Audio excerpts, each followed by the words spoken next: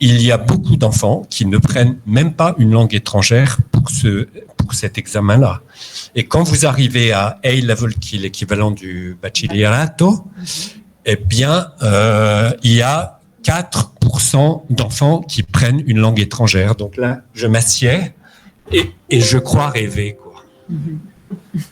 Je me dis, mais donc il y a des Anglais qui ne sauront parler que leur propre langue.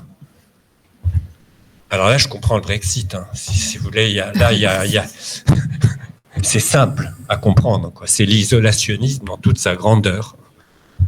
Alors pour moi, évidemment, je suis tellement réfractaire à ça que... Voilà, c'était juste une petite entrée en matière. Maintenant, je voudrais vous dire quelque chose.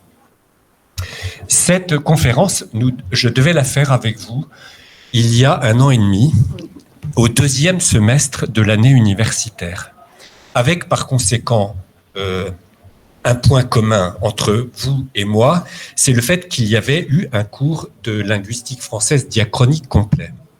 Alors nous avons beaucoup réfléchi avec Madame Molina à ce sujet parce que là, je ne peux pas supposer connu des choses qui concernent, si vous voulez, l'histoire du français jusqu'au français moderne compris. Du coup, on a complètement modifié le sujet de cette conférence-ci et je vais vous donner un aperçu assez survolé de l'histoire de la graphie en France, ou si vous voulez, de l'histoire des orthographes françaises depuis le début, en quelque sorte, jusqu'à aujourd'hui. Ça, c'est pour vous donner un panorama. Et maintenant, pour l'atelier qui aura lieu demain, je crois, à la même heure. Oui, parce qu'on a déplacé la... Voilà, c'est ça. Alors, demain, au contraire, je me fixerai sur la période dont je suis spécialiste, puisque personnellement, toute ma recherche porte sur l'époque des Bourbons, Bourbonnais, hein, donc depuis Henri IV jusqu'à 1830, Charles X, en gros. Donc là, je n'ai travaillé que ça tout le temps. Et donc demain, je me focaliserai sur surtout le XVIIIe siècle, XVIIe et XVIIIe siècle. Et ce que je voudrais vous montrer, c'est que jusque vers le milieu du XVIIIe siècle, il n'y a pas une orthographe, mais des orthographes. Ou si vous voulez, pour parler encore plus simplement, il y a des familles d'orthographes, depuis les plus lettrées jusqu'aux plus mondaines et les moins latines. Et ce que j'essaierai de vous montrer demain, c'est comment, à un moment donné, malgré tout, de l'histoire du français, la standardisation de l'orthographe se met en place. Si vous voulez, sa fixation et sa standardisation se situent dans la deuxième moitié du XVIIIe siècle. Et nous ferons des travaux pratiques en regardant l'orthographe des femmes. Parce que nous avons un programme de recherche à Poitiers qui s'élargit maintenant et on espère que les collègues de Granada viendront nous rejoindre parce que ça nous intéresserait beaucoup de diversifier encore et encore notre réseau de recherche. Donc, ce qui nous intéresse, c'est l'histoire des femmes, l'histoire de leur relation à l'écrit, comment, avec leur toute petite éducation, elles essayent malgré tout de se faire une place dans le domaine public par l'intermédiaire de la correspondance dont elles font un usage parfois intelligent et même très fort. Et on terminera avec vraiment j'afficherai, et vous aurez sous les yeux, des photocopies de 3 générations de femmes de la même famille qui écrivent toutes les 3 à leur mari. Donc, vous voyez, même situation, même type de correspondance familière, même niveau de langue. Et vous pourrez comme ça vous rendre compte de la façon dont une femme, au XVIIIe siècle, se débrouille avec le peu d'éducation qu'elle a reçue au couvent pour écrire, quoi. Donc ce sera très concret, vous verrez des accords de participe passé, vous verrez des mots qui sont écrits plus ou moins approximativement, à nos yeux en tout cas, et j'espère que peut-être parmi vous, ça pourrait déclencher quelques vocations de travail, de recherche avec nous. Voilà. Alors donc aujourd'hui, je ne fais pas du tout ça. Aujourd'hui, je voudrais donc vous présenter, comme je le disais, un panorama qui est en fait déjà quand même une idéalisation des données. parce que si je pars du 9e siècle et que je vais jusqu'au 20e, forcément, les étapes que je vais vous présenter sont des idéalisations de situations. Et ce qui m'intéresse, et c'est là que je crois qu'on peut se rejoindre, parce que vous savez ce qu'est l'orthographe contemporaine. Chez nous, il faut plus de 10 ans pour un élève pour arriver à peu près à écrire sa langue, quoi. Là où je pense que vous, au bout de 5 ans, vous devez être à peu près, je pense, à l'aise dans l'orthographe de l'espagnol. Il y a une différence absolument considérable et elle tient à la structure phonétique et morphologique du français qui pose un problème énorme. Ça, j'en ai parfaitement conscience. Donc, je vais vous montrer cinq étapes successives qui correspondent en fait quand même grossièrement à des époques. Et j'espère qu'à la fin de cette conférence, vous vous direz, ça y est, je comprends comment tout ce que j'ai entendu vaut encore aujourd'hui. Parce que ce qui m'intéresse, c'est de vous montrer que ces 5 étapes sont toujours présentes dans l'orthographe d'aujourd'hui, qui est ce qu'on pourrait appeler un plurisystème. Voilà, je pense que maintenant, vous avez une petite idée du développement de la chose. Et je sais, Carmen, que j'ai environ... 1h et quart maximum. Oui. Pour les petites questions. Ne craignez rien, je sais ce que c'est. Vous avez déjà travaillé toute la matinée. Et avec l'hypoglycémie, je pense que la disponibilité intellectuelle baisse. Donc, je vais essayer, si possible, de vous empêcher de vous endormir, mais j'ai conscience que parfois, ça peut poser problème d'être là à 12h30, au moment où déjà le ventre... Enfin, je sais qu'en Espagne, on mange tard. Alors, voici, vous avez là, ici, les 5 étapes principales. Donc, je vous les présente, et ensuite, on va les prendre les unes après les autres. Et à chaque fois, je serai, dans certains cas, assez schématique pour ne pas vous donner l'impression que je me noie dans des détails, parce que ça n'a pas d'intérêt pour vous. Ce qu'il faut, c'est que vous ayez un survol pour que demain, pour ceux qui seront à l'atelier, vous sachiez à quel endroit je suis et ce qui s'est passé avant et ce qui se passera après.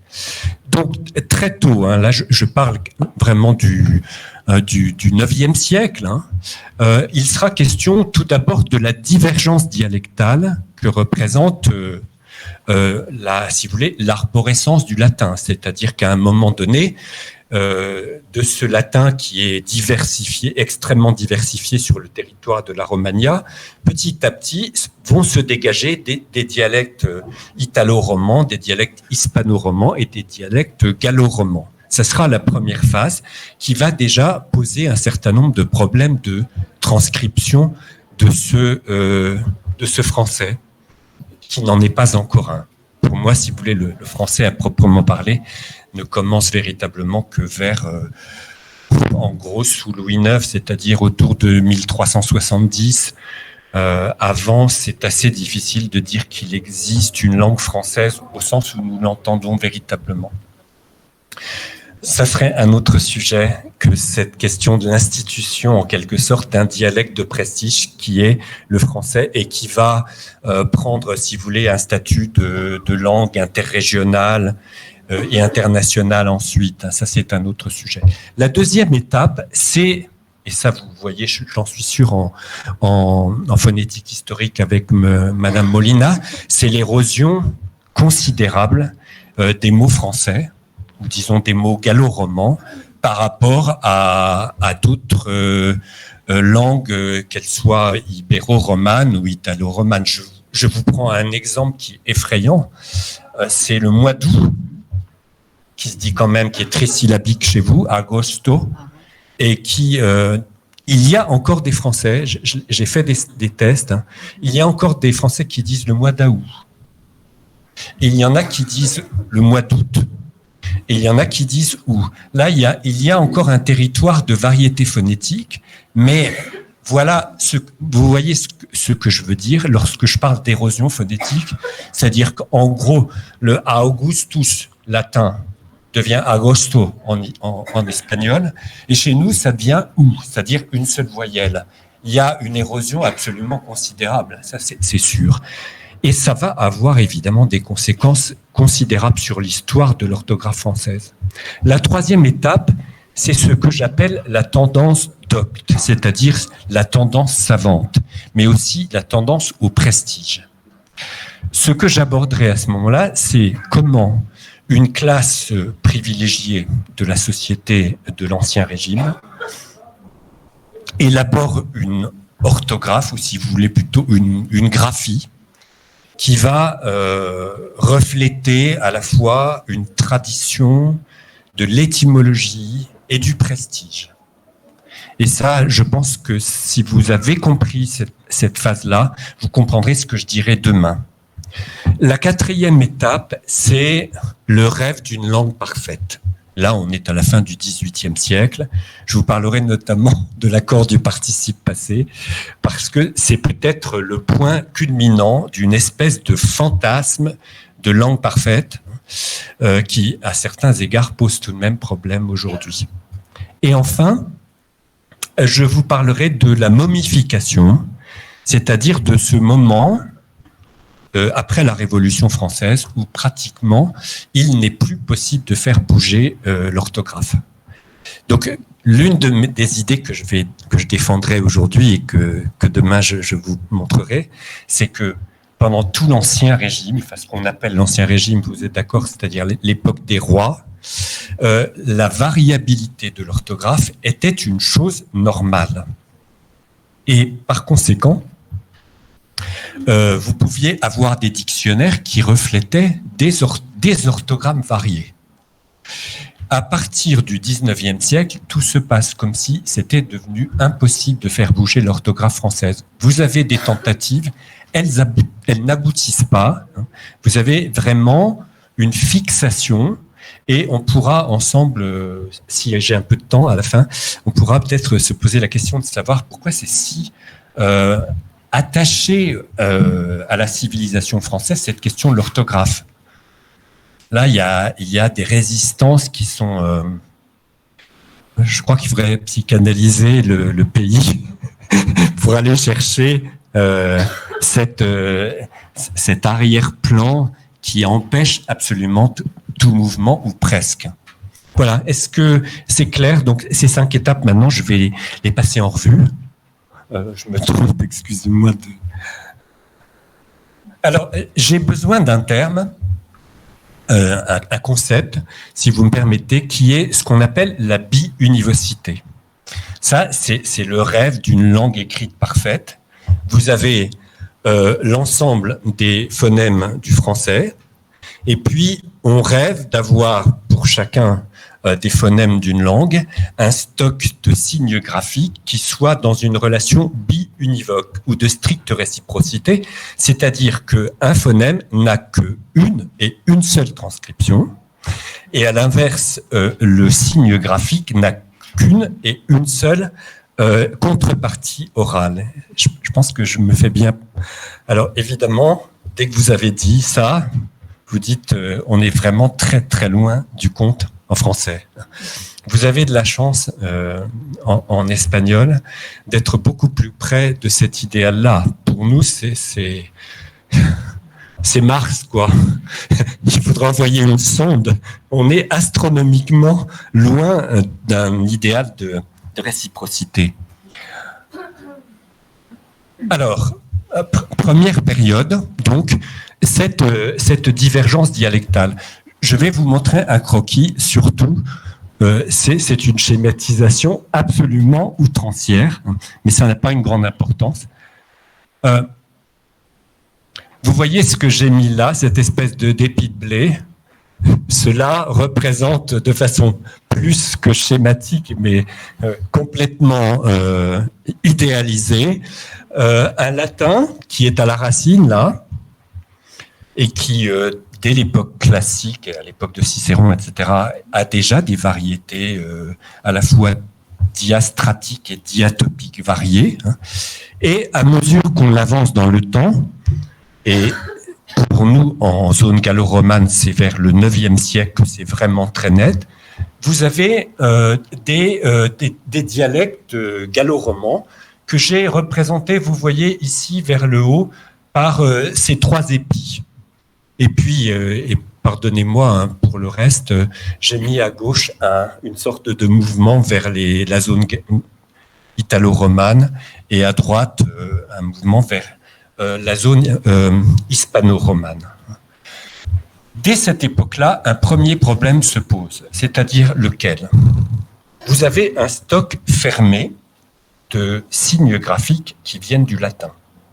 Mais de l'autre, vous avez des dialectes gallo-romains qui inventent, si l'on peut dire, des articulations, des phonèmes qui ne sont pas en fait du tout de type latin.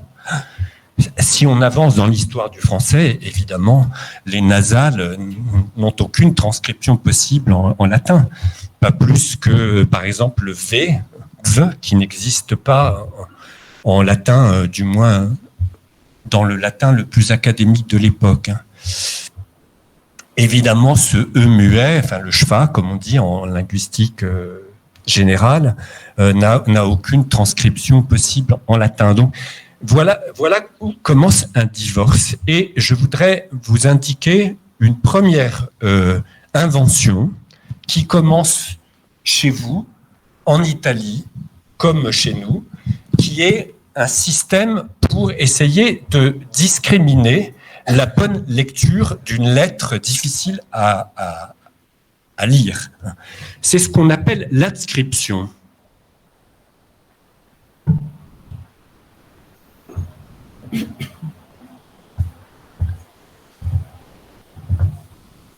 Je vais vous donner un exemple qui, jusqu'à un âge très avancé, m'a posé un énorme problème.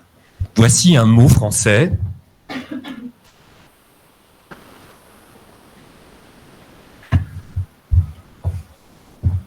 Que pendant très longtemps, j'ai fort mal prononcé, puisque je disais une gageure.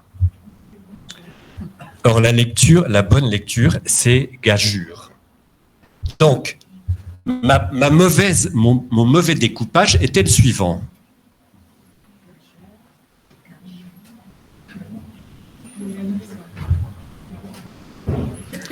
Et j'ai mis un astérisque, comme vous le savez, c'est pour dire, attention, c'est pas comme ça, hein, d'accord ? Donc, je prenais E et U en digrammes et je disais, ça fait E.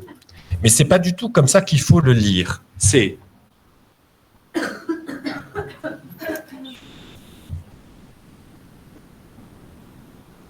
gageure.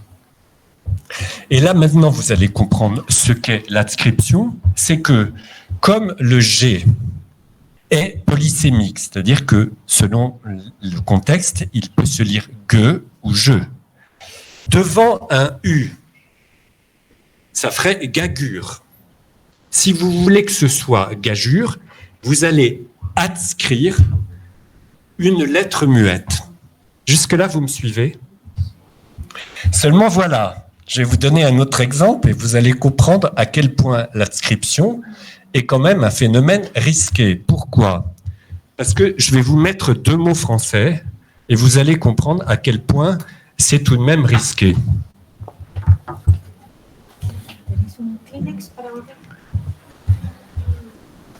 J'ai peut-être ce qu'il faut. Très bien. Oui, parce que j'ai peur que vous ne voyez. Il faut que je reste quand même assez en haut, il me semble, pour que tout le monde voit. Alors, j'ai ceci.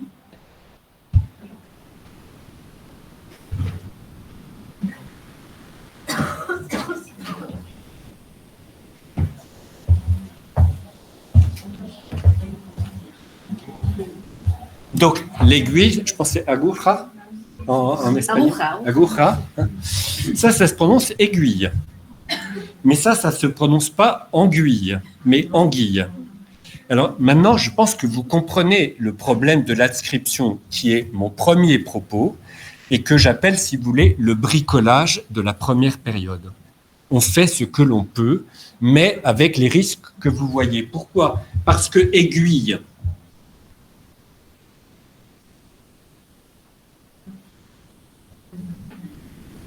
se décompose comme ça. Aiguille. Mais anguille se décompose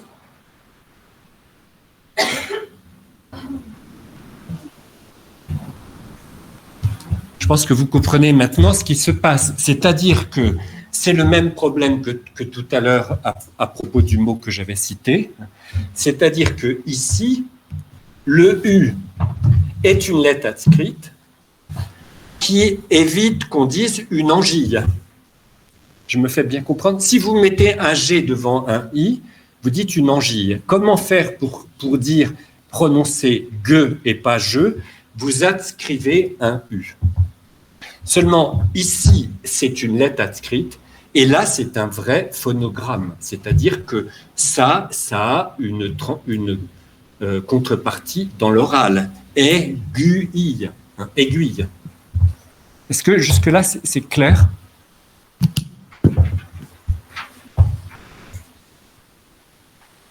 Alors, vous avez des choses de ce genre aussi en italien comme en espagnol.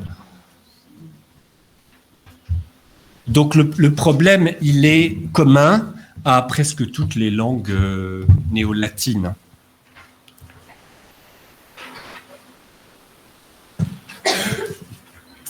Je voudrais vous citer un cas historique pour le verbe prononcer.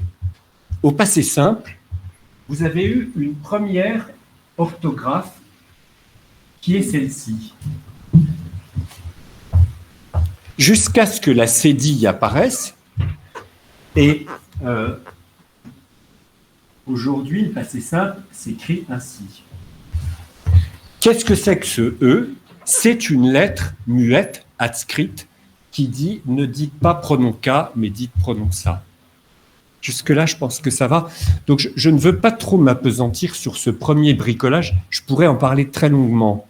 Mais si je commence comme ça, on y sera encore à 4 heures de l'après-midi. Et le but, c'est tout de même d'arriver au français moderne et contemporain.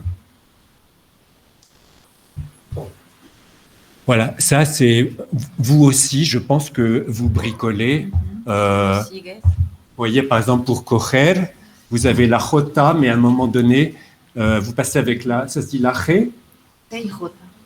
Rota. Donc, vous aussi, vous essayez de bricoler, si on peut dire, des orthographes complémentaires lorsque vous avez ka, koku, mais quand on arrive à e et i, il faut mettre qu. C'est un peu ce type de bricolage dont je parle pour la première période, et j'avance. Là, j'aurais plein de choses à vous raconter, mais c'est tout à fait inutile. Qu'il me suffise de vous dire qu'à cette époque-là, le U et le V ne sont absolument pas discriminés. Et ça pose de vrais problèmes, parce que le V est à l'initiale, la plupart du temps, et le U dans le cours du mot. Ce qui fait que, par exemple, ouvrage va s'écrire pendant très longtemps avec deux U. O-U-U, R-A-G-E. C'est-à-dire que le premier est vocalique et le deuxième est consonantique. Il faut attendre en fait la fin du XVIIe siècle pour que le V devienne une lettre consonantique et le U reste une lettre vocalique. Ça aussi, ça pose d'énormes problèmes pendant tout un temps. Mais je passe.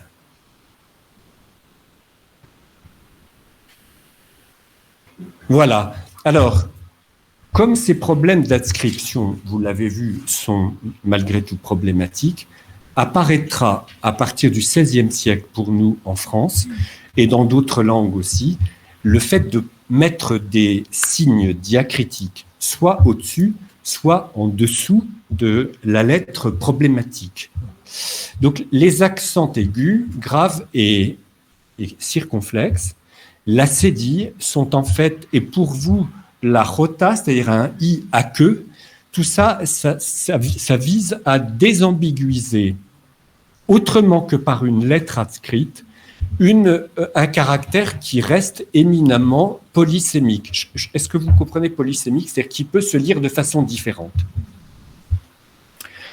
Je voudrais vous donner un exemple, parce que ça fait du bien en Europe de penser européen. Le tche, par exemple, qui nous pose tous, qui s'est posé en français, qui se pose aussi pour vous en espagnol, vous avez du coup adscrit un H. Ça fait un digramme. Che, Chiminea ou je ne sais pas, Chapis, par exemple, puisque j'habite. Voilà. Alors, le tche pose un problème aussi dans des langues qui utilisent l'alphabet latin. Je fais une toute petite parenthèse, mais je pense que cette approche contrastive est toujours parlante, puisqu'on est en Europe. Comment est-ce que les Polonais vont transcrire tche? Ils vont choisir l'adscription, ce qui fait que Tchécoslovaquia, par exemple, va s'écrire à l'initiale comme ça. Et comment les Tchèques font-ils? Ils choisissent la solution dont je viens de vous parler, c'est-à-dire un signe diacritique qui est au-dessus. Autant que je me souvienne, c'est ça. Donc vous comprenez, ici vous avez exactement les deux des étapes dont je vous ai parlé, c'est-à-dire le bricolage initial et la recherche de quelque chose qui soit plus économique et qui ne pose pas le problème de se demander si ça c'est un phonogramme ou si c'est une lettre adscrite. Voilà pour cette époque, et il faut que je passe à la deuxième. Alors, la deuxième, je vous demande peut-être de ne pas trop lire ce qui est là, qui me sert peut-être parfois d'aide-mémoire, mais plutôt de m'écouter. Cette deuxième époque, c'est celle dont j'ai parlé, l'érosion considérable des mots romans dans la zone gallo-romane. La conséquence est double. Et là, ça y est, vous allez comprendre une deuxième strate de problèmes orthographiques du français. La conséquence est double. Vous avez, d'une part, le fait que, comme l'érosion se fait souvent à la finale, nous avons perdu une partie de la flexion singulier, pluriel, masculin, féminin, autrement dit, des choses qui sont absolument fondamentales. J'ai l'impression, vous me direz, qu'en espagnol andalou, vous êtes en train de perdre tout doucement quelque chose, comme vous dites, do coche, quelque chose comme ça. Do coche. Oui, on a l'impression que la consonne finale se perd, quoi. En catalan, ils disent coches. On entend encore la consonne finale. Nous sommes au bout d'une évolution où tout ça a disparu. Donc, aussi bien les marques de féminin, je pourrais vous en reparler un peu plus en détail demain. Mais en tout cas, entre le singulier et le pluriel, aujourd'hui, très peu de possibilités de les distinguer. Et entre le masculin et le féminin, bien malin celui qui dit, si vous entendez « je suis fatigué » avec une voix neutre, vous ne pouvez pas savoir si c'est un homme ou une femme qui parle. Évidemment, la voix le dit, on est d'accord. Quelle est la conséquence de ça? C'est que chez ces gens de justice, les plus lettrés, si vous voulez, de cette période, et là, cette deuxième période, c'est surtout 14e, 15e et 16e siècle. Chez ces gens lettrés, et surtout si vous êtes en justice, imaginez, il ne faut surtout pas qu'un texte judiciaire soit d'aucune façon ambigu. Donc il faut comprendre ces gens. S'ils font subsister un « e » féminin ou un « s » pluriel qui ne s'entend plus, ce n'est pas seulement uniquement pour faire joli, c'est parce que quand vous êtes un homme de justice, et c'est là que le droit commence à se dire en français et plus en latin, il faut que vous ne soyez pas ambigu. L'autre conséquence, et là elle est effrayante, c'est qu'à force de raccourcir les mots, beaucoup de mots deviennent strictement homophones. Donc vous savez, chez nous en France, on cite toujours le cas de saint moine, saint de corps et d'esprit, et saint de corde, portaient en leur sein, séno, le sein du Saint-Père. Saint, c'est le sceau. El sello, non? Le cachet. Oui, c'est ça. Alors, ça, c'est le problème, c'est le deuxième problème de cette période. Qu'est-ce que vous faites quand vous avez le porc qui mange des glands, le porc dans Valira ou le porc de mer, par exemple, mais le porc USB, et puis le porc de la peau. comprenez bien que le problème est également le même, c'est que pour un homme de justice, il ne faut absolument aucune hésitation. D'où ce que nous appelons, dans la théorie de Nina Katash, des logogrammes.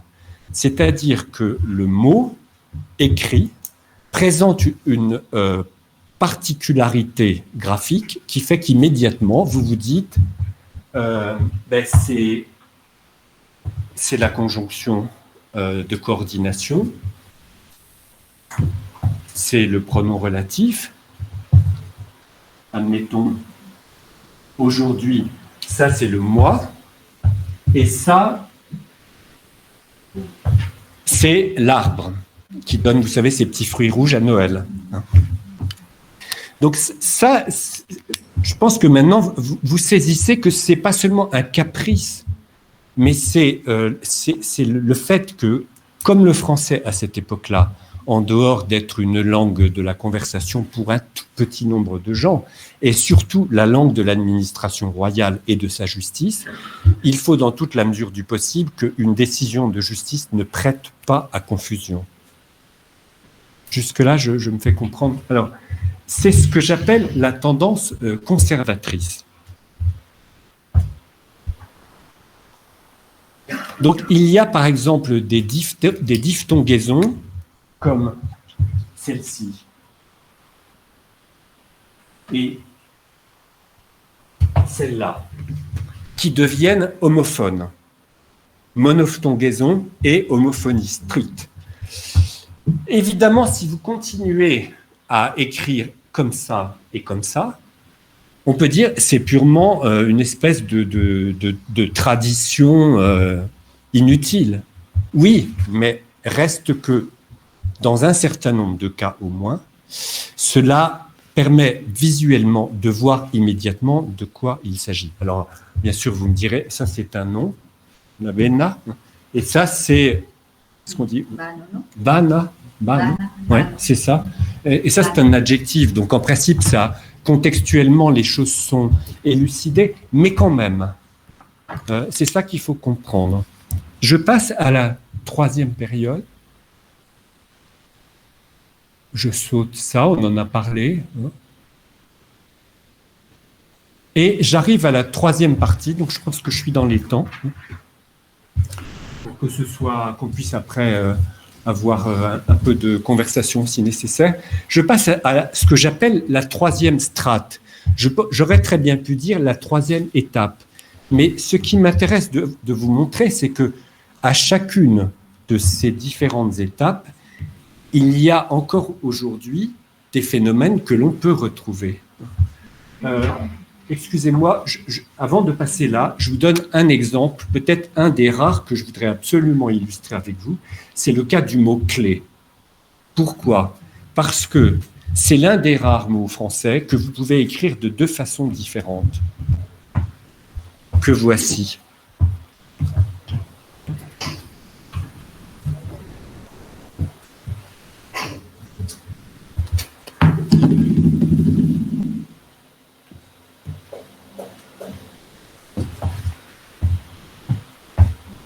Comme le E peut être et, est ou E. Comment faire pour indiquer que c'est une clé et pas une clé, par exemple? Le premier système, c'est un F adscrit. Je vous renvoie à ce qu'on disait sur l'adscription. À partir de 1533-1540, apparaissent les signes diacritiques que sont les accents. Et du coup, ceci devient cela. Mais ce qui est intéressant ici, c'est que, pour une fois, un mot a deux orthographes. Et là, ça nous renvoie à la standardisation de demain. Je voudrais vous donner un autre exemple que je trouve très bizarre. Si vous allez dans un répertoire téléphonique français, à un patronyme très fréquent qui est Lefebvre, eh bien, vous trouverez au moins, sinon plus, 3 à 4 orthographes. La plus ancienne est celle-ci.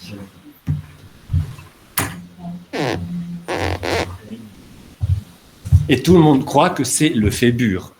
Mais non. Ça, c'est encore la vieille façon de noter le V. Deuxième étape. Le V devient véritablement la consonne. Troisième étape, apparaissent les accents.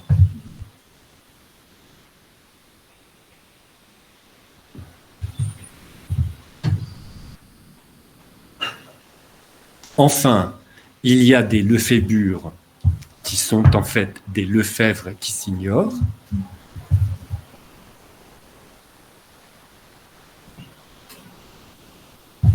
Ça, c'est un monstre. Il y avait par exemple à Paris une professeure de conservatoire de piano qui se disait Madame Lefébure. Elle n'a rien à voir avec une Lefébure, elle est une Madame Lefèvre qui s'ignore.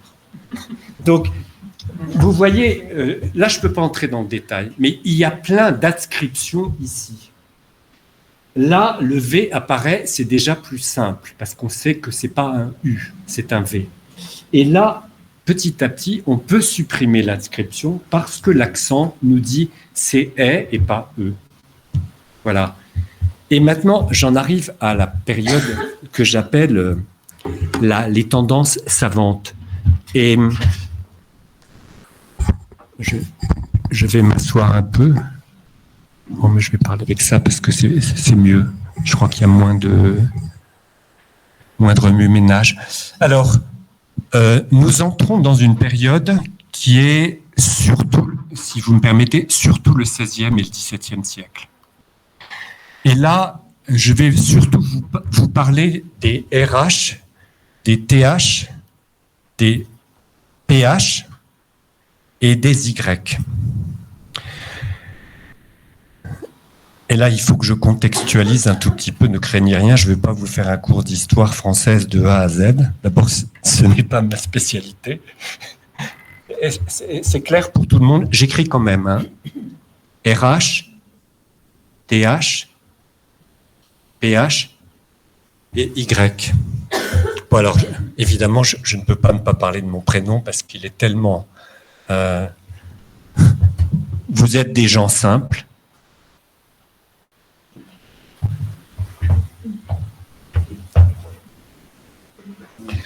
Chez moi, c'est quand même assez particulier.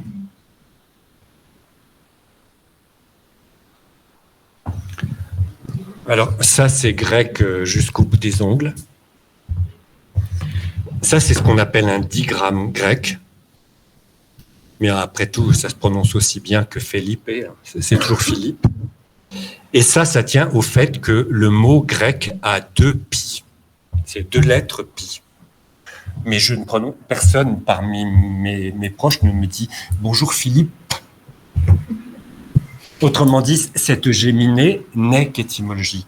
Et c'est là que j'en arrive. Je suis très content de pouvoir illustrer le propos de cette 3e étape par un prénom qui m'est cher. Encore que je pourrais m'appeler Frédéric, que ça me serait tout à fait égal. Mais enfin, c'est vrai que j'aime bien les chevaux, alors ça va. C'est pas tout à fait à côté du propos. Alors, que se passe-t-il pendant cette période-là ? Je ne suis pas sûr que vous avez entendu parler des guerres d'Italie. Donc, je vous dis 2 mots. Au XIVe et au XVe siècle, on a des problèmes sans nom avec l'Angleterre. C'est ce qu'on appelle la guerre de 100 ans. Mais on a aussi des épidémies. On a aussi le petit hiver. C'est une véritable catastrophe. XIVe et XVe siècle, c'est peut-être là où la population française descend en flèche. Il faudra attendre le XVIIe pour retrouver la population du XIIIe. Le XIVe et le XVe siècle, c'est vraiment une horreur, à tous égards. Dès que Jeanne d'Arc, merci pour elle, est intervenue dans Sa Majesté, le conflit avec l'Angleterre se solde jusqu'à un certain point, quoi. Le Brexit est toujours là, quoi. Mais que se passe-t-il à ce moment-là ? Les Français veulent s'étendre. Et qu'est-ce qui les intéresse ? Ils veulent aller en Italie, notamment parce qu'ils prétendent qu'ils sont en fait titulaires du royaume des 2 Siciles, c'est-à-dire, en gros, si vous voulez, de tout le sud de la péninsule italienne. Il va y avoir donc successivement plusieurs campagnes françaises, campagnes militaires, s'entend, à la fin du XVe, tout de suite après la résolution de la guerre des 100 ans, et jusqu'à 1530-1540, là, les Français essayent de prendre pied en Italie. Que découvrent-ils? Ils découvrent que les Italiens, sur le plan architectural, sur le plan musical, sur le plan des langues, etc., sont beaucoup plus avancés. Alors là, vous avez une réaction qui ne vous surprendra pas trop chez les Français. On se dit, mais oui, nous, on a une langue un peu... pas de plouc quand même, mais par rapport au fait que depuis Dante, la langue vulgaire est déjà mise en exergue, qu'elle donne lieu à des productions comme Pétrarque, ça donne aux Français le sentiment que leur langue n'est pas à la hauteur. Alors maintenant, je voudrais que vous imaginiez l'italien et le français, ou si vous voulez le toscan et le français comme deux chevaux. Les Italiens enfourchent le latin en disant « nous avons des origines prestigieuses puisque nous sommes des enfants directs du latin ». Les Français ne peuvent pas vraiment prétendre à la même chose, évidemment, puisque notre idiome est quand même moins directement visible dans le latin, si on peut dire. Alors, qu'ont fait les Français? Ils ont dit, alors nous, c'est un autre jockey, notre cheval de bataille, c'est le grec. Donc, il y a eu toute une tendance qui consistait à relever le prestige du français pour l'amener à la hauteur prétendue du toscan. Et ce que vous voyez ici, ce n'est pas autre chose que ça. C'est-à-dire, ces digrammes grecs, ça pourrait très bien s'écrire R, ça pourrait très bien s'écrire T, et ça F, comme en espagnol d'ailleurs. Et ça I, dans la plupart des cas. Donc, le français devient constellé de traces étymologiques d'origine grecque.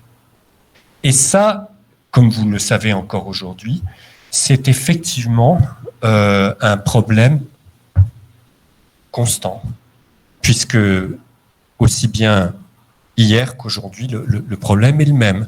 L'enfant entend T, il va écrire T, il va écrire 2T, mais il va écrire TH.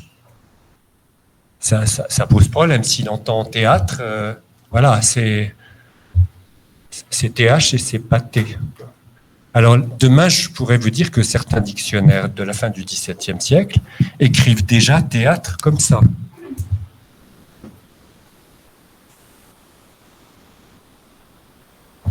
En plein XVIIe siècle, sous Louis XIV, c'est vous dire que la diversité des orthographes, elle n'est pas sortie de mon cerveau fertile.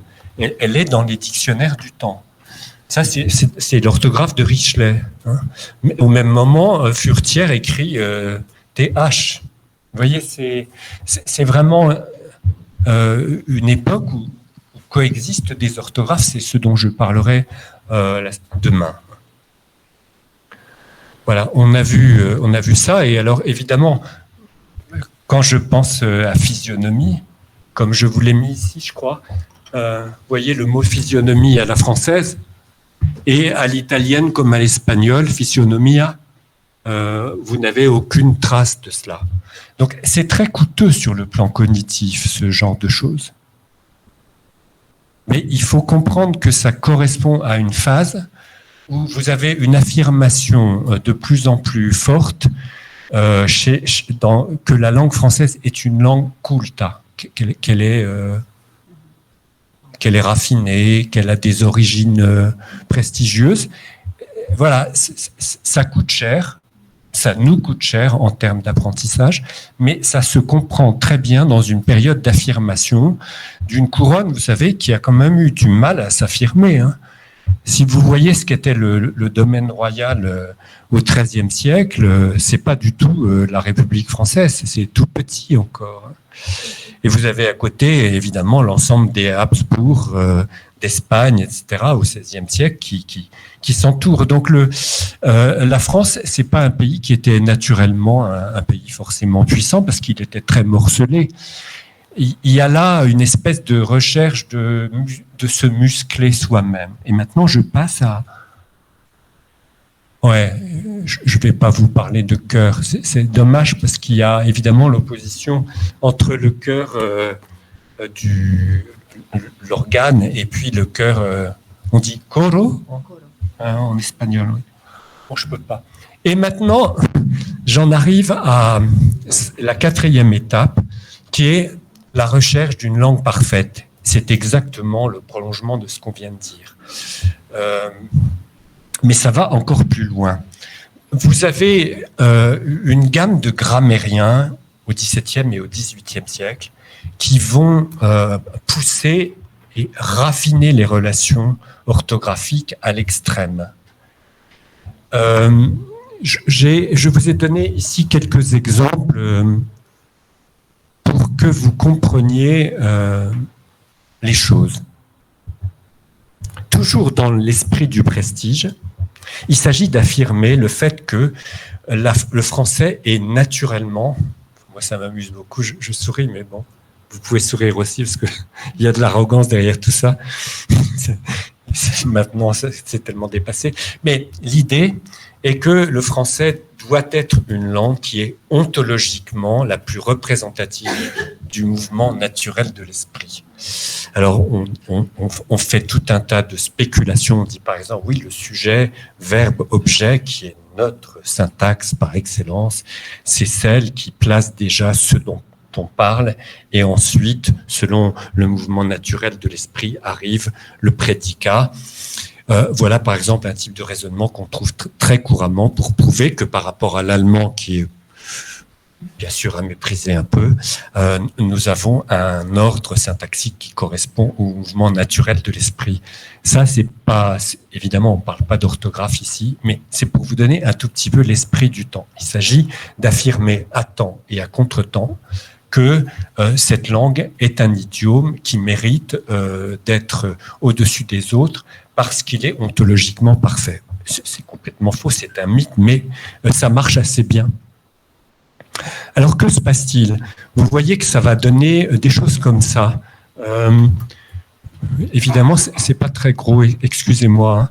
Ça donne, par exemple, le fait que vous avez vu le mot « apprendre ». Il y a 2 P qui ne se prononcent pas. Personne ne dit « je vais apprendre quelque chose ».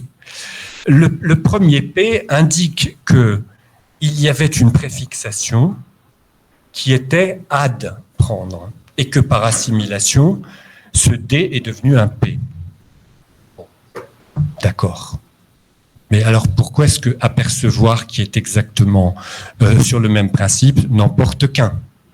Donc vous allez avoir dans ces tendances au prestige et au côté savant, vous allez avoir malgré tout ce que j'appelle un habit d'arlequin, c'est-à-dire que pour la même chose, tantôt vous avez 2 P et tantôt vous n'aurez qu'un seul P.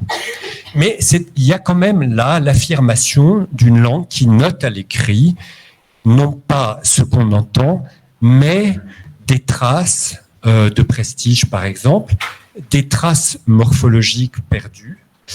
Et je continue un peu avec vous. Alors, comme je l'ai vu, vous voyez, abrégé s'écrit avec un seul P. Mais il existe des dictionnaires qui l'écrivent avec 2 B. Pourquoi? Parce que dans abrégé, vous avez aussi abrégé. Ça aboutit à quoi? Alors, je sais que c'est difficile, mais vous voyez satire avec un I et satire avec un Y. La satire, c'est un genre poétique. Le satyre avec un Y, c'est un personnage de l'Antiquité ou de la mythologie qui est assez libidineux. Fatigant, G-A-N-T, c'est l'adjectif qualificatif. Fatigant, G-U-A-N-T, c'est le participe présent du verbe fatiguer. Un adhérent, ça s'écrit R-E-N-T. Mais le verbe adhérer donne un participe présent en A-N-T. Vous voyez que on note dans l'écrit énormément de choses qui peuvent être de nature grammaticale aussi. Ceci, c'est le participe présent, ça, c'est l'adjectif substantivé, par exemple. Qu'est-ce que ça donne aussi? Et c'est là que ça devient un peu effrayant. Regardez longtemps et plafond. Dans longtemps, le G, puisque c'est longtemps, le G est là. Mais dans plafond, qui n'est pas autre chose que plat, flat, en anglais, je ne sais pas comment on dit ça en espagnol, hein, le T a disparu. Donc, 2 poids, 2 mesures. Dans cette recherche donc d'une langue intelligible, d'une langue qui traduit des mécanismes de l'esprit, là c'est de la composition. Une fois vous avez une trace, une fois vous ne l'avez pas.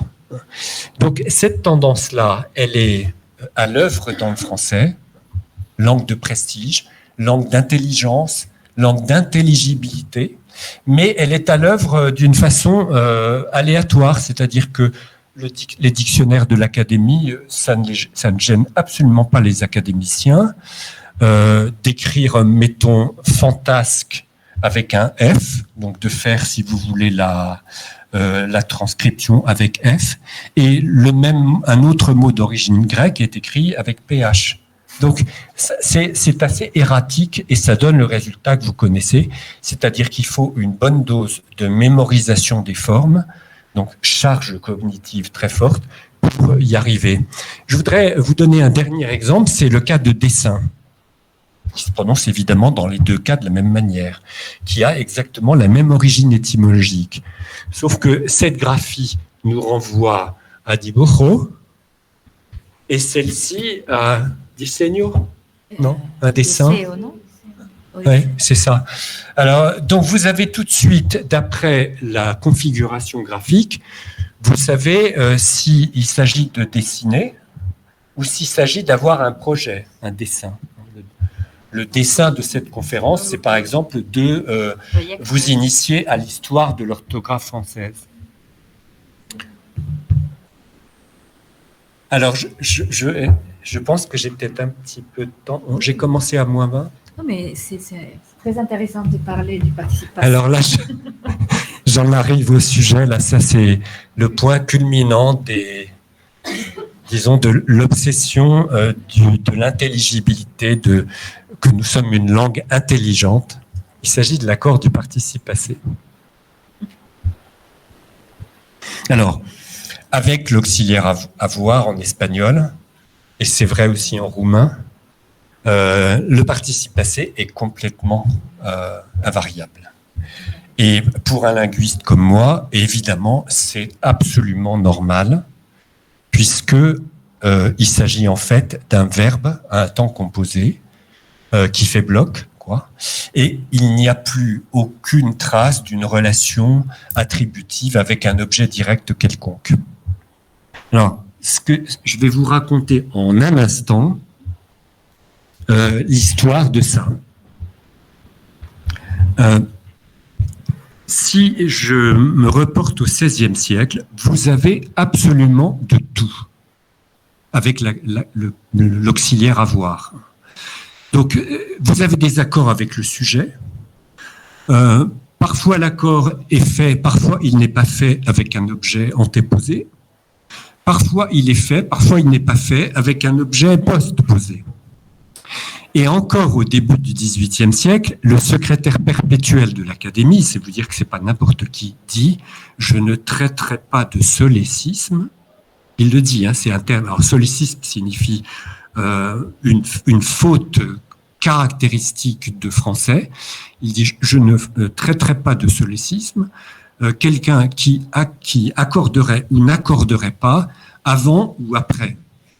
Donc même, on peut quand même pas être plus pape que le pape lui-même, même en plein cœur du début du XVIIIe siècle, l'abbé Régnier des Marais dans sa grammaire dit exactement, c'est pas exactement ces mots, mais c'est exactement son diagnostic, il dit que ce n'est pas vrai qu'au XVIe siècle, l'accord se faisait déjà, comme on l'a dit, avec l'objet antéposé, qu'il y avait de tout. Et il disait même que les lettres que j'ai reçues c'est plutôt sans accord que ça se faisait. Et pour le XVIIIe siècle, il dit je ne veux pas, je ne traiterai pas, et il est quand même secrétaire de l'Académie, je ne traiterai pas de faute celui qui accorderait ou n'accorderait pas. Alors, que se passe-t-il dans cette affaire ? À un moment donné, à la fin du XVIIIe siècle, les grammairiens philosophes sont passés par là-dessus, et on est arrivé à un point de raffinement tel que l'on veut absolument marquer des relations de dépendance, fussent-elles d'ailleurs un peu fantomatiques. On veut distinguer, on veut entrer dans des distinguos qui en fait ne reflètent absolument pas le devenir d'une langue romane comme le français. Parce que je peux vous garantir, même parmi mes collègues, vous entendrez, y compris dans l'exercice du cours, la décision que j'ai prise. Et pas seulement dans la rue ou à la gare, non, dans les cours. L'accord chez mes collègues québécois a pratiquement disparu. Donc, ce qui se passe, c'est tout simplement ce qui s'est passé pour l'espagnol. L'accord, les temps composés tendent à l'invariabilité, qui est en fait le processus tout simplement de grammaticalisation des temps composés. Et donc, quand on s'acharne, et avec des exceptions, parfois à en avoir mal à la tête, moi-même, à certains moments, ça me fait un peu mal à la tête, quand on s'acharne là-dessus, je peux comprendre, si vous voulez, je ne suis pas quelqu'un qui se moque du passé. Je peux comprendre aussi cette période où l'on cherche, comme je le disais, une langue parfaite. Mais en même temps, je constate, que cette question de l'accord du participe passé avec avoir, elle est en quelque sorte contrefactuelle, parce que comme pour le roumain et pour l'espagnol, et comme l'italien de plus en plus aussi, l'invariabilité fait partie du processus de grammaticalisation du participe passé. Donc nous sommes dans une phase où nous avons un type d'accord qui est beaucoup plus, comment est-ce que je peux dire, rétrospectif. Je ne sais pas si vous voyez ce que je veux dire. C'est-à-dire que l'accord du participe passé, c'est comme si j'étais dans le rétroviseur arrière et pas dans le sens normal de la grammaticalisation. Donc ça, c'est le point extrême, et vous savez à quel point c'est devenu une obsession au 19e et au 20e siècle. Moi, je sais qu'à l'école primaire et dans le secondaire, on y a passé un temps fou. Et je pense que pour vous, c'est pas beaucoup plus évident. Et ça oblige évidemment à une connaissance grammaticale très au fait des choses. C'est que si vous ne savez pas ce qu'est un complément d'objet, par rapport au sujet, vous êtes évidemment en train de faire à peu près n'importe quoi parce que vous ne savez pas repérer ce qu'il faut repérer pour effectuer l'accord. Voilà, ça c'est un sujet que j'aime beaucoup. Pour un linguiste, c'est absolument passionnant. Et là, on voit ce qu'une société se renvoie dans son miroir. Je suis une civilisation raffinée. J'ai des choses que les autres n'ont pas. Alors, je vous préviens, à toutes les époques, il y a des grammairiens qui ont dit c'est complètement absurde. La preuve, je vous rappelais le secrétaire de l'Académie du début du XVIIIe siècle. Là, il y a un autre auteur, je ne reviens pas dessus. Donc, Verras, Dallet, qui dit en 1681, avant même Régnier des Barrets, à peu près la même chose. Voilà. Alors, où est-ce que j'en arrive maintenant ? J'en ai parlé de tout ça, donc l'accord a flotté. Et ça devient la coqueluche. Moi, j'appelle ça la coqueluche, mais je ne sais pas si vous comprenez ce que ça veut dire. La coqueluche, c'est... Comment est-ce qu'on traduirait ? Comment on traduit ? C'est quoi ? C'est un chapeau ? C'est un chapeau. Non, c'est un chapeau. La coqueluche, c'est une maladie d'abord, premièrement. Deuxièmement, quand on dit que, par exemple, je sais pas.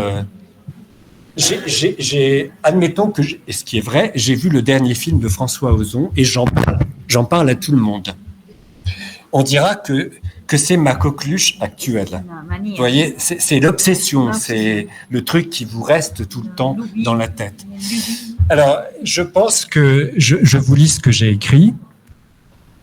L'accord avec avoir devient, après la Révolution française, une sorte de coqueluche logico-grammaticale dont l'enjeu social n'est pas toujours exprimé. Puisqu'en fait, il y a ceux qui sont capables et ceux qui ne sont pas capables, par culture grammaticale, de faire l'accord. Et vous verrez que nos femmes demain, qui ont une toute petite culture scolaire, elles accordent parfois avec le sujet, parfois elles n'accordent pas. Enfin, c'est tout un monde. Mais encore une fois, le secrétaire de l'Académie les couvre en disant c'est pas un solécisme. Hein. Donc, si on en voit demain qui écrivent pas comme on dirait aujourd'hui, il ne faut pas les taxer de faute. C'est qu'elles ont leur intuition et elles la suivent. En effet, par sa sophistication, son mécanisme contre-intuitif, parce que le cas général est que le verbe s'accorde si nécessaire avec son sujet grammatical, et la compétence analytique qu'il requiert apparaît comme un signe de raffinement de la pensée, une sorte de quintessence de l'esprit français. Voilà, et je vous passe sur les débats byzantins, et qu'est-ce qui se passe quand le sujet se trouve postposé, etc. Et j'en arrive à la dernière strate, où je vous ai mis un magnifique arlequin. Que se passe-t-il? Et j'en reparlerai demain. À la deuxième moitié du XVIIIe siècle, un phénomène se produit qui est le suivant. Jusqu'alors, l'orthographe flotte. Et vous pouvez écrire roi, R-O-Y ou R-O-I, et les deux sont absolument acceptés. Peut-être l'une a une connotation un peu plus soutenue que l'autre, mais toutes les deux font partie de ce qu'on peut appeler l'orthographe ordinaire du XVIIIe siècle. Ce qui va se passer, c'est que dans la deuxième moitié du siècle, l'orthographe devient un enjeu social. Vous voyez, bien écrire avant, c'est choisir bien les mots. Et pas confondre terrain, terroir et territoire. Ça, c'est écrire bien. Ne pas se tromper dans des synonymes aussi. C'est construire correctement un verbe avec sa préposition. Ça, c'est très important. Mais l'orthographe, pendant toute la période qui va de Henri IV jusqu'à Louis XV, est encore un sujet qui n'a pas d'enjeu social. Or, dans la deuxième moitié du XVIIIe siècle, et là-dessus, c'est là-dessus que je travaille. Donc, si vous voulez, ce que nous sommes en train de faire demain, c'est du travail de terrain. C'est-à-dire que je n'ai pas encore la vérité toute crue. Mais l'orthographe de l'Académie est en train de devenir un standard. Et ce standard, et c'est ça qu'il faut bien comprendre, l'Académie n'a rien fait de systématique. Vous voyez, elle a décidé qu'elle allait écrire fantasque avec un F, mais dans des tas d'autres endroits, elle maintient le PH. Apercevoir avec un seul P, mais appeler avec deux P. C'est exactement la même indication. Elle est là, ici, et elle n'est pas là, longtemps avec un G, mais plafond sans le T de plafond. Donc, on a, ce que j'ai voulu représenter ici, c'est que c'est un habit d'arlequin, en ce sens que l'Académie n'a jamais cherché à faire une réforme qui serait systématique en disant bon, je commence alors la famille de Chariot, Charette, Charrue, etc. C'est deux R ou c'est un R? Non, vous avez un R qui reste à Chariot et deux R à Charrue, et on peut continuer comme ça à perte de vue. Donc, on a un état qui, dans l'esprit de l'Académie, était totalement transitoire. La Révolution intervient.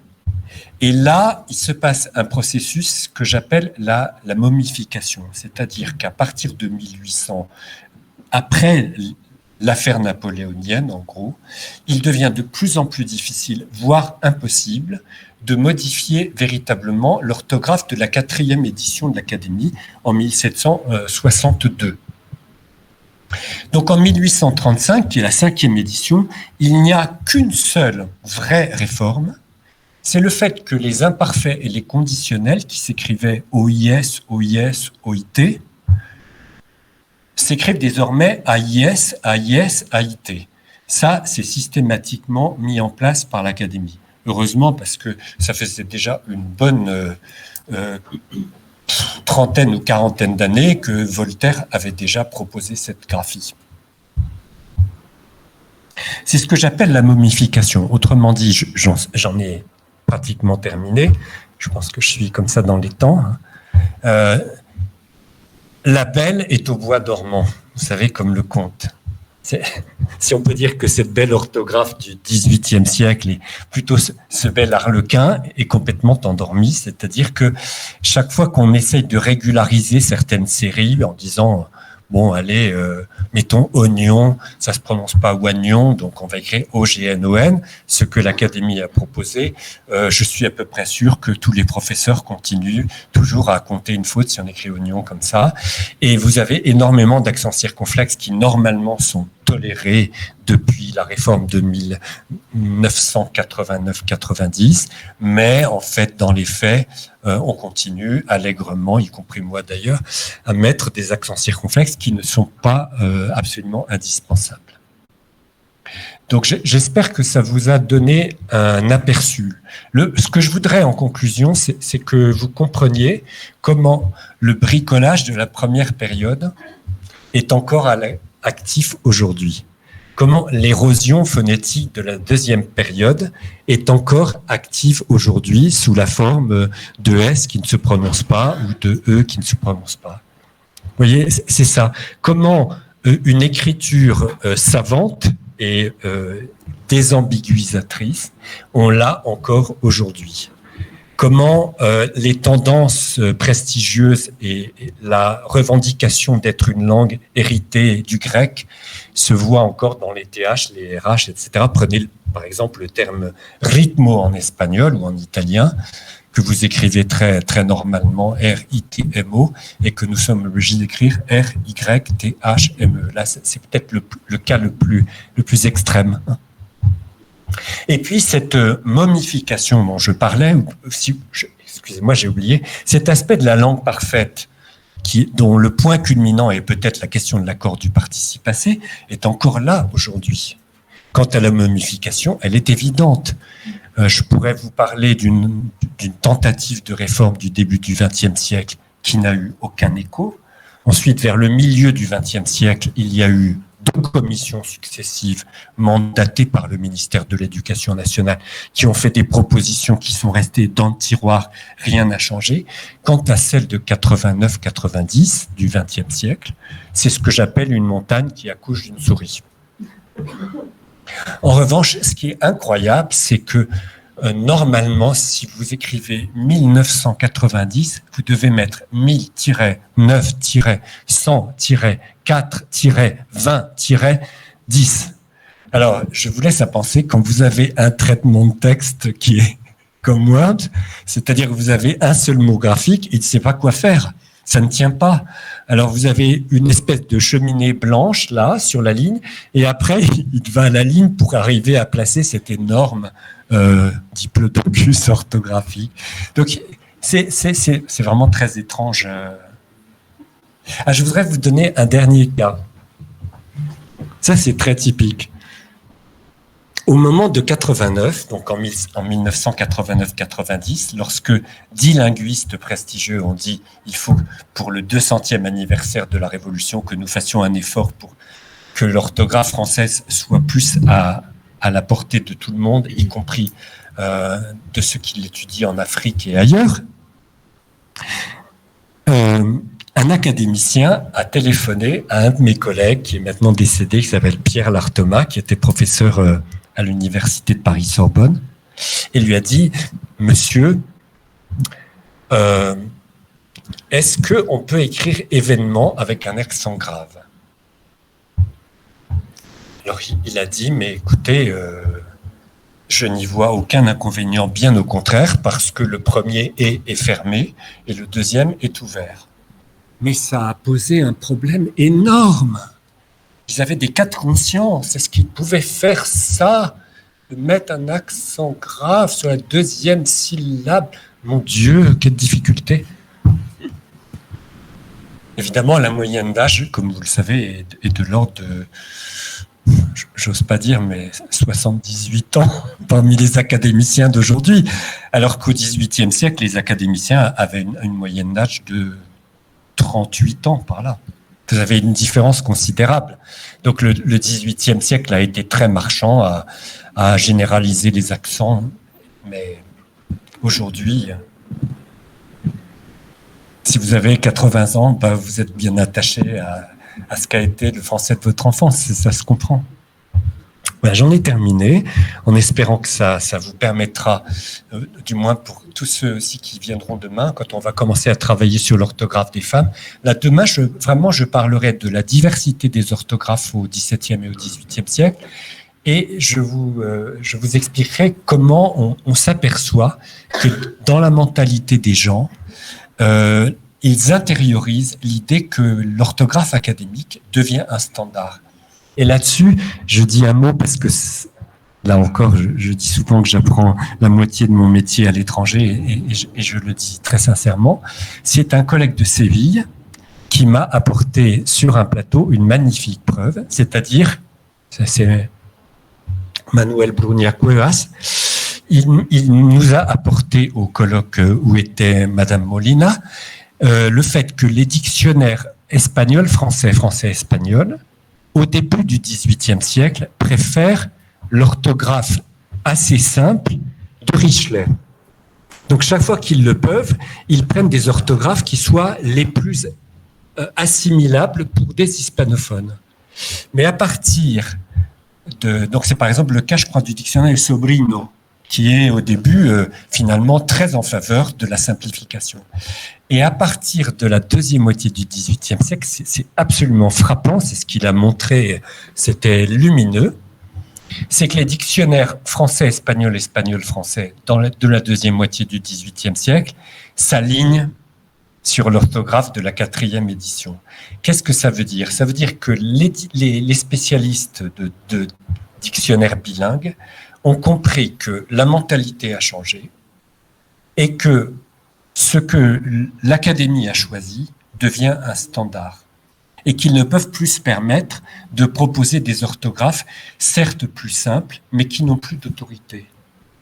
Voilà, ce sera autour de ça que va tourner l'atelier de la semaine prochaine, de demain, excusez-moi. Et je vous remercie pour votre accueil et puis le fait de pouvoir partager comme ça des lieux d'intérêt, de passion. Et j'espère que maintenant, quand vous regarderez les mots français, vous direz « Ah, ça c'est la première période, ça c'est la troisième, ça c'est la deuxième. » Et ça deviendra intelligible. C'est ça le but, je pense. Donner de l'intelligibilité scientifique à quelque chose qui paraît comme ça.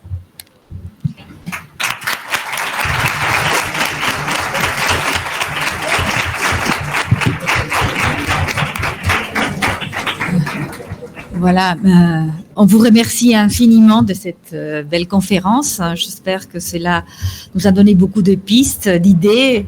Cela a éclairé surtout les étudiants qui sont en quatrième année, qui font de l'histoire de la langue et qu'on parle toujours de cette orthographe un peu. Alors, je pense que c'est le moment de donner la parole aux gens qui sont là pour ébaucher un petit débat qui pourra continuer demain quand même aussi. Hein, et auquel demain vous êtes invités tous à cet atelier qui commencera. Est-ce que vous préférez qu'on commence à 1h ou à 12h30 ? Moi, je n'ai... Parce que si vous êtes pressé, on peut commencer à 1h. Combien de temps il vous faudra? Donc 1h30 pour l'atelier? Je dirais peut-être que 13h30, ça serait mieux. De commencer à 13h30. Oui. Plutôt que... Non, excusez-moi. On commence à 12h30, c'est ça. On peut commencer à 13h si vous voulez, comme ça. Oh non, pour vous, c'est pas possible. Il faut pouvoir manger à temps. Non, il n'y a aucun problème. Donc l'atelier aura lieu ça ne bouge pas, hein. C'est 12h30. 12h30 dans la salle de classe, salle 7. Voilà, donc vous avez la parole maintenant. Si vous voulez intervenir, poser des questions, faire des remarques, Allez-y, vous êtes invité à le faire. Vous m'honorez si vous posez des questions, parce que ça veut dire que j'ai réussi à passer par-dessus votre hypoglycémie. Donc, que ça a marché. Mais je sais que c'est un problème. Hein. Je me mets à votre place. Il faut à la fois comprendre ce que j'ai dit, l'assimiler, et après formuler dans une langue étrangère la question. Et ça doit être un peu un casse-tête. Maintenant, aucun problème. Vous pouvez très bien poser la question en espagnol. Je peux la comprendre dans la majorité des cas. Ou bien, comme je suis quand même pas à un niveau C1 de l'espagnol, loin de là, je pense que je suis peut-être à B1, à peu près B1, B2 au mieux. Donc c'est vrai que des finasseries en espagnol, je peux pas les comprendre. Hein. Je peux faire la conférence en espagnol si quelqu'un m'aide à la traduire, vous voyez. Ça, je peux le faire. Mais interagir avec vous en espagnol, dans la vie quotidienne, ça va. Je peux demander mon pain à la boulangerie. Mais parler de mon métier, en anglais, oui, mais en espagnol, c'est un peu difficile. Il faut que je travaille encore. Je suis un peu trop paresseux encore. Bon, allez-y. Des questions en espagnol ou en français, que vous voudrez.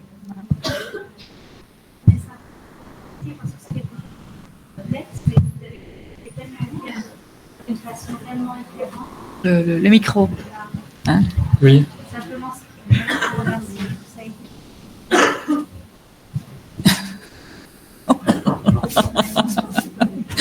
C'est le Covid.